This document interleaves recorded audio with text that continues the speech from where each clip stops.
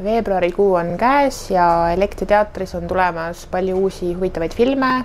Järgnevalt räägimegi nendest lähemalt. Kodumaistest filmidest jõuab lõpuks ometi kinno kaua oodatud November, mis on valminud Rehepapi ainetel ja mida me näitame Elektri teatris veebruarikuus päris mitu korda, nii et tulge kõik kinno seda vaatama. Dokfilmidest linastub Sandra Jõgeva debüütfilm Armastus, mis räägib ühest noorest neiust, kes on otsustanud elule käega lüüa ja sattunud hoopiski alkoholitsüklisse. Ja film vaatab siis karmilt ja ausalt seda, kuidas ta on sinna jõudnud ja kuidas see elu siis selles tsüklis välja näeb. See ei ole kindlasti film nõrganärvilistele, kuid on kindlasti väga intrigeeriv ja Sandra Jõgeva varasemalt siis kunstnikuna eelkõige tuntud on suur provokaator olnud, nii et kindlasti väga huvitav film vaatamiseks. Palju õrnemalt läheneb armastuse teemale Prantsuse lavastaja François Ozon, kelle uus film Franz jõuab samuti Elektri teatris ekraanile.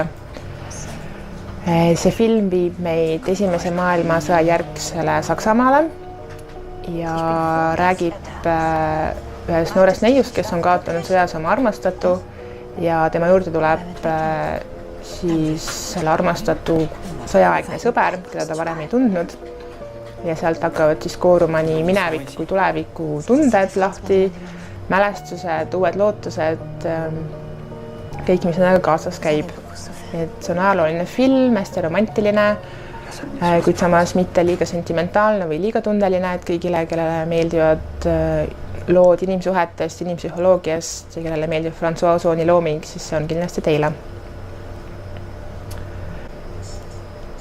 Toidukino raames jõuab Elektri teatri ekraanile film Delikatessen, kelle üheks režissööriks on Jean-Pierre Jeunet, Eesti publikule tuntud kõigepealt siis ilmselt Amélie lavastajana.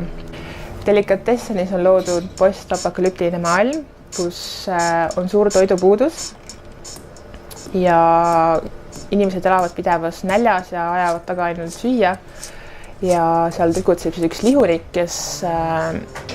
kellest justkui kõik teavad, kuidas ta oma tooraine hangib, aga keegi ei räägi sellest otseselt. Ja tema ümber hakkab siis kogu see tegevus kooruma lahti, et kust tuleb tooraine, milline on toit.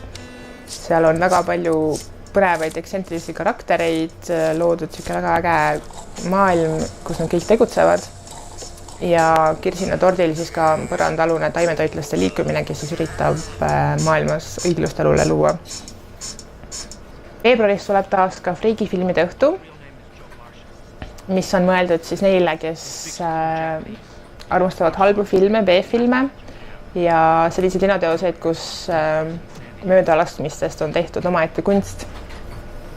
Seekord tulevad meil siis filmid Samurai Cop ja Gone with the Pope, mõlemad suurepärased linateosed. Kõik, kes käivad regulaarselt Huffil ja on varem käinud meie friigifilmide õhtutel, ei pea kindlasti pettuma.